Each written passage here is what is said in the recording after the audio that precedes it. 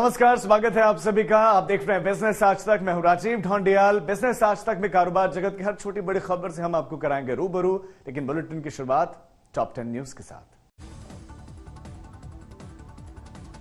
Budget अनुमान को पीछे छोड़ते हुए 2022-23 में डायरेक्ट टैक्स कलेक्शन 17.63% बढ़कर रिकॉर्ड 16,61,000 करोड़ पर पहुंचा। 2021-22 में 14,12,000 करोड़ था डायरेक्ट टैक्स कलेक्शन। मार्च में मैन्युफैक्चरिंग गतिविधियां 3 महीने के उच्चतम स्तर पर पहुंची। फरवरी के 55.3 के मुकाबले मार्च में बढ़कर 56.4 हुआ मैन्युफैक्चरिंग पीएमआई। मार्च 2023 में वाहनों के रिटेल बिक्री में मार्च 2022 के मुकाबले 14% की तेजी दर्ज।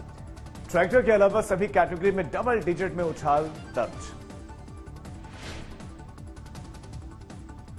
2022-23 में इलेक्ट्रॉनिक्स की बिक्री में 25% का उछाल आया। 21-22 की 30% ग्रोथ के मुकाबले इस बार कम रही इलेक्ट्रॉनिक्स की बिक्री में ग्रोथ। 2022-23 में रोजमर्रा के सामानों की बिक्री में महज 8% की ग्रोथ दर्ज की गई। 2021-22 में 18% थी एफएमसीजी सेक्टर की बिक्री की ग्रोथ। 2022-23 में कारों की बिक्री 39 लाख यूनिट के रिकॉर्ड पर पहुंचने के बाद 2023-24 में घटने की आशंका। सेमीकंडक्टर की कमी के चलते मारुति, टाटा और महिंद्रा को उत्पाद घटने की आशंका है। ओपेक देशों ने अचानक से क्रूड के प्रोडक्शन में कमी करके कीमतों में तेजी आने का रास्ता साफ किया है और एक बार फिर से $100 प्रति बैरल के पार जा सकते हैं कच्चे तेल के दाम।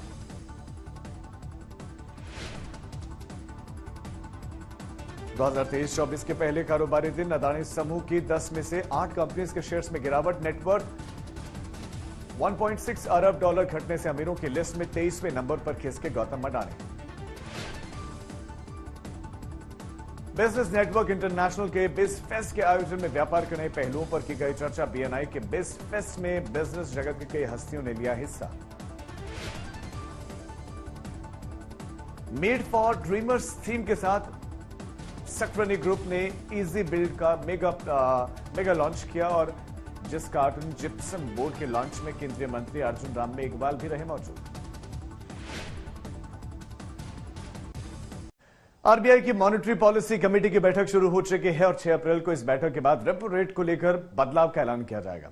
अनुमान जताया जा रहा है कि लगातार 7वीं बार आरबीआई ब्याज दरों को बढ़ाने का ऐलान कर सकता है और अगर ऐसा हुआ तो फिर से घर की ईएमआई में इजाफा हो जाएगा।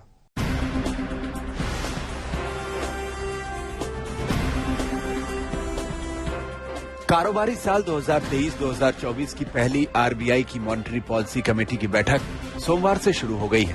3, 5 और 6 अप्रैल को 3 दिनों तक चलने वाली इस बैठक के बाद अनुमान जताया जा रहा है कि आरबीआई रेपो रेट में लगातार 7वीं बार बढ़ोतरी का ऐलान कर सकती है। आरबीआई एमपीसी रेपो रेट में 0.25% की बढ़ोतरी कर सकती है। मई 2022 से अब तक रेपो रेट में 2.5% की बढ़ोतरी हो चुकी है। हालांकि माना जा रहा है कि मॉनेटरी पॉलिसी कमेटी की मीटिंग में इस बार आखिरी बार ब्याज दरों को बढ़ाया जाएगा। ब्याज दरों में बढ़ोतरी की वजह से रिटेल महंगाई दर नवंबर और दिसंबर 2022 में आरबीआई के कंफर्ट जोन यानी 2 से 6% के बीच रहने के बाद जनवरी-फरवरी में एक बार फिर इस रेंज से बाहर निकल गई। ऐसे में अगर इस बार रेपो रेट में 0.25% का इजाफा हुआ तो ये 6.25% हो जाएगी। यह स्तर 1 अगस्त 2018 के बाद रेपो रेट का सबसे ऊंचा लेवल होगा। रेपो रेट बढ़ने से होम लोन, ऑटो लोन और पर्सनल लोन सब कुछ महंगे हो जाएंगे। लोगों को ईएमआई ज्यादा चुकानी पड़ेगी। इसका एक फायदा बैंक में रकम जमा करने वालों को मिलेगा क्योंकि एफडी और बचत खाते पर ज्यादा ब्याज मिलेगा। लेकिन इस ब्याज से ज्यादा समस्या ईएमआई में बढ़ोतरी की है, जो 20 साल के लिए 20 लाख के लोन पर करीब 2,988 रुपए बढ़ चुकी है। यही वजह है कि ब्याज दरें एक साल में 5.56% से बढ़कर 8.15% पर पहुंच गई हैं। इस बढ़ोतरी की वजह बेकाबू होती महंगाई है। दरअसल आरबीआई के पास महंगाई से लड़ने का एक शक्तिशाली औजार रेपो रेट है।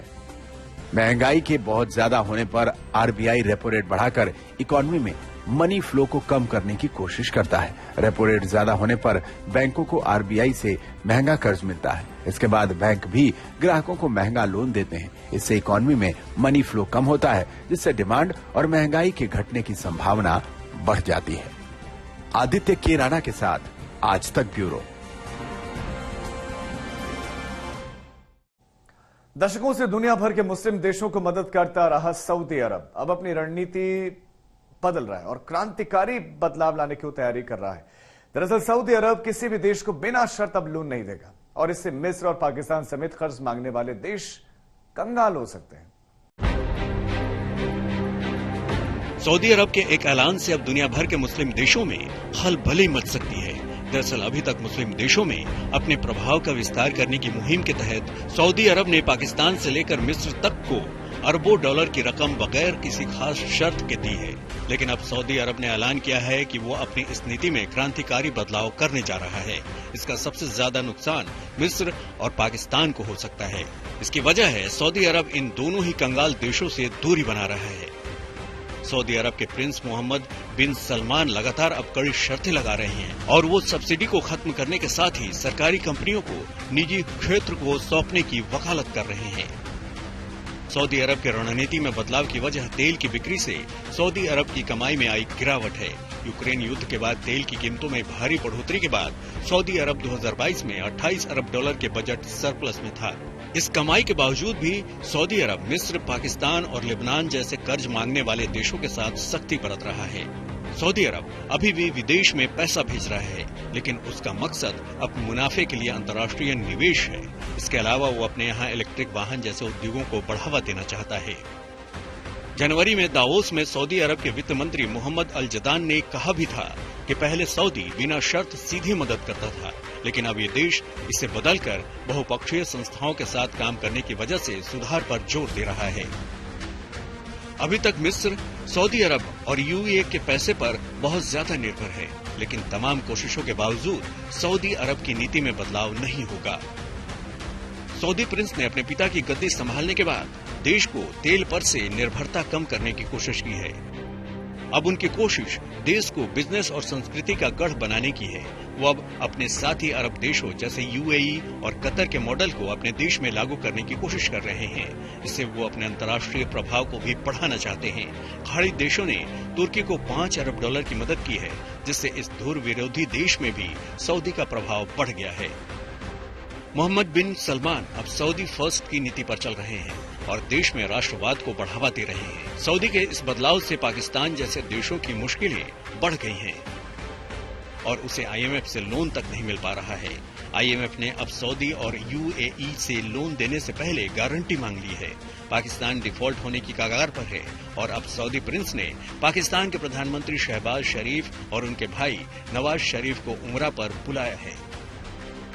ऐसे में अगर सऊदी का बिना शर्त लोन देने का रुख जारी रहा तो फिर मुमकिन है कि पाकिस्तान जैसे देशों के लिए आगे की राह बेहद मुश्किल हो जाएगी। आज तक